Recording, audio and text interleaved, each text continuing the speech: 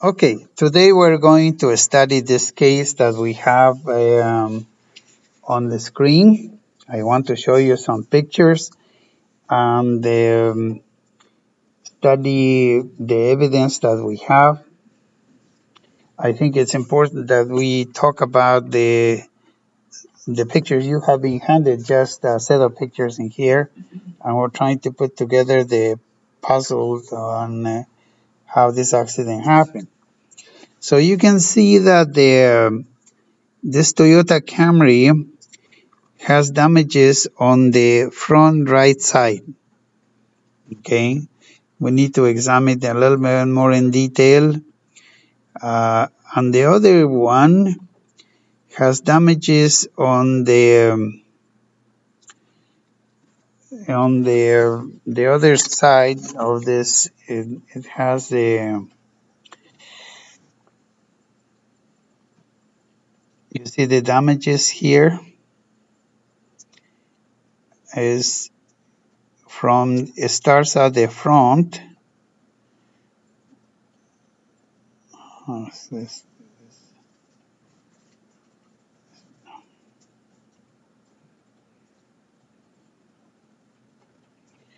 Sorry, it's just starts on the front over here,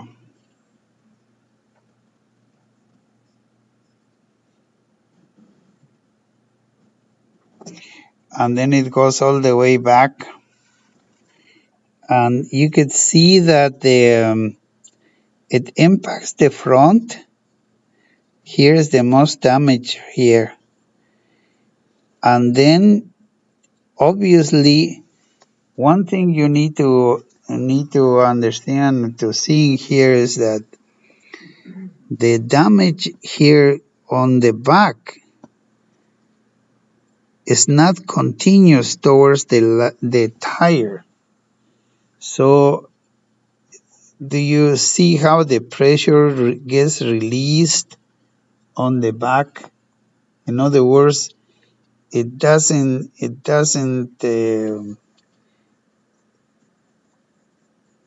um, make contact constantly all towards the back.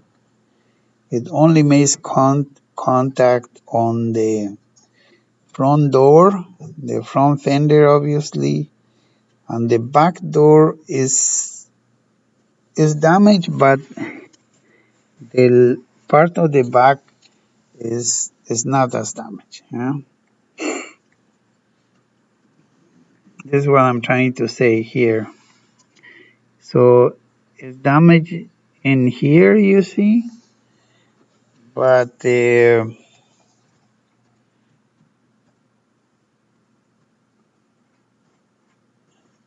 have the damages. Let's see. You have the damages here, and see they get released as you go back. There is some damage, not as much. Okay, so this is the gray Malibu. This is the intersection of all we can say. What we can say for sure is that the one vehicle was coming out of here, and the other vehicle was on this side. Okay, you have a situation where this vehicle was coming out of the and the other one was obviously on this side like that. Um, last time we brainstormed over several theories about this, but now you have a better idea because of what I'm saying here, that you have in here this vehicle coming out of this and the other one on this one. So that according to witnesses, and everybody agrees that those two vehicles, one came out of this, the other one was coming in here. Do you remember there were some theories that we brainstormed last time, coming from the right side over here, and this going left? We had a few of those. So that now that you see this intersection, you could understand a little bit more as to how this happened. Okay, this is important because this is the debris left on that day. And do you see this sign in here that tells the driver coming out of this street that he can go left or right? Okay, so there is some debris in the middle of the road, see here? And the debris is on the middle. At some point,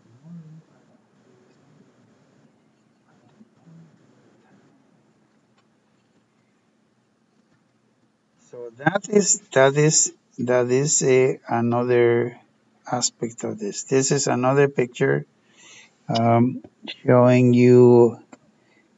See there's some debris over here. That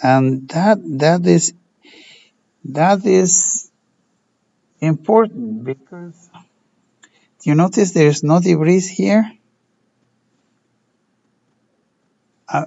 I'm saying this for a reason to you, okay? Because I'm gonna tell you in a moment what each person says. This is a view of the street. That intersection is coming up in here, see? And this lane back here did not exist as, dividing this road. It was just a middle lane. So what I'm saying is, as you approach that intersection, on the picture here, it says it's almost as if you're doing parallel, but you could actually, if you drive straight, you'll drive into the yellow line. That's how that is made, and how that street is made. Okay. And now this is a picture taken at the same time the accident happened, right here. Yeah, there you go. With the same, this is about the same hour that the accident happened. And you can see that there is another factor in here. This picture reveals, because we have to examine all the conditions. And as he's driving, yeah, you see he's driving into the sun. The question is his vision impaired? You see, now we have a new variable that we never talked about in any of the dynamic problems that we've studied, and that is the visibility and how in the world this person, how in the world this accident happened.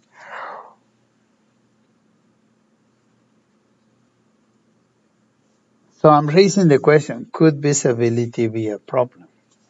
I'm not reaching any conclusions yet. All I'm trying to say to you is there is that issue of this in here. So this is you see, if you drive on the other side, You drive on this middle lane, then this is the view that you see. So here is as if you would enter, this is after you enter, but obviously at a different time.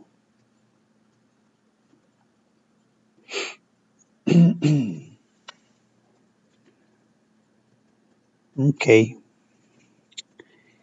This picture is taken with somebody standing on the middle lane, and of course the debris has been cleared. But looking here, there is a mark. Huh? Huh? How did that happen? Don't tell me we just had a projector go bye-bye. And it just might be the case.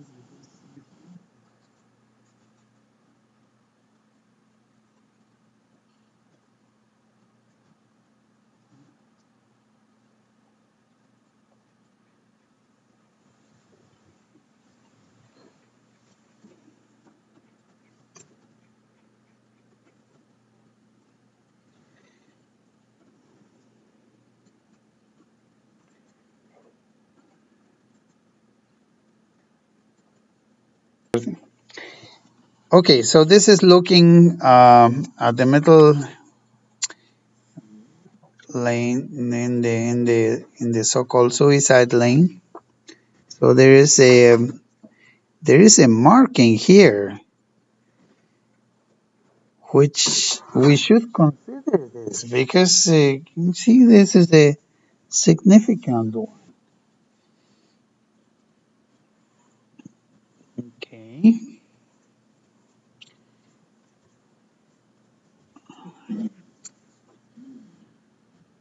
Now we can look in more detail at the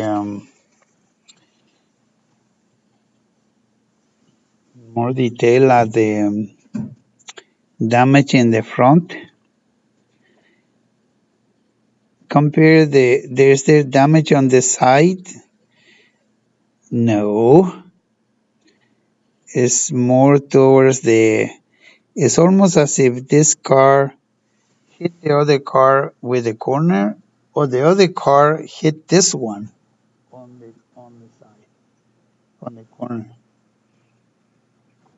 Okay, so that is but overall the damage is not done at high speed for sure, because the amount of damage that you have, the amount that is pushed in, the amount that is pushed in is not that great. See, if you look at this lining here, we don't have an intrusion like that, a major intrusion. So you obviously the hit on this side is obvious, and the hood received a push this way, as is supported on the back, explains this crease, how it got deformed there. So all indications so far are impact with the front or on the front on this car. This is a view as if the one person going into the main street sees both sides.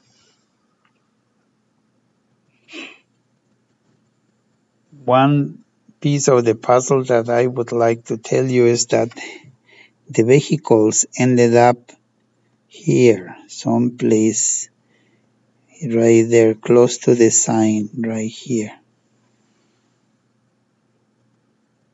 That is something that we didn't talk last time, and I deliberately um, let it go so that we can begin making sense of this, because I would like to have another discussion after we get done looking at all the pictures. So we're going to take a look at the other set of pictures that we have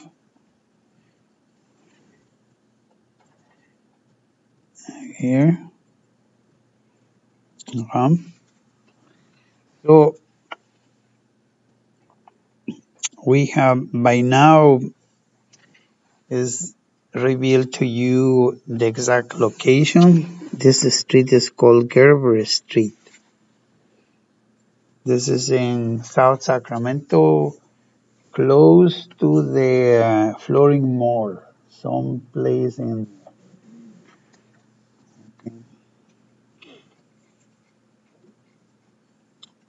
There's. I told you the cars would be ending on the side right here, and you can see the debris of that was left on the middle of the road. So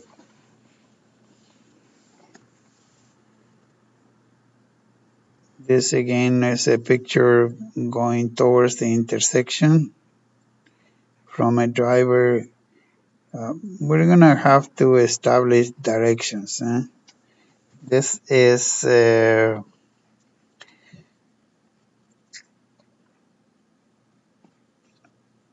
this street goes east-west. So west is on this side and east would be on this side. And if that's the case, the north is back here and the south is like that. Okay. Yeah, we saw this one already. A second.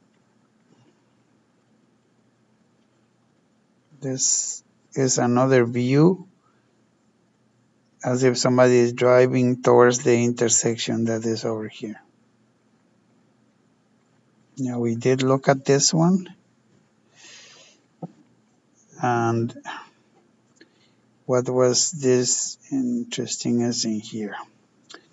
So let's have a little bit of a discussion as to what people think. How did this happen? Now that we have had an opportunity to discuss the pictures a little bit more in detail, have you changed your mind? I am pretty sure some of you have changed your minds because we were discussing um, different cases that really contradict some of the evidence here. So I would like to hear or have a little discussion um after seeing these pictures to see what do you think about this? Anybody would like to volunteer first? Yeah. Yes. By all means, I think it would be a nice. Actually, it would be nice if you could venture drawing it here on my computer. Would you like? I've never done that. You, no. Okay. We'll do it on the board. All right. Well,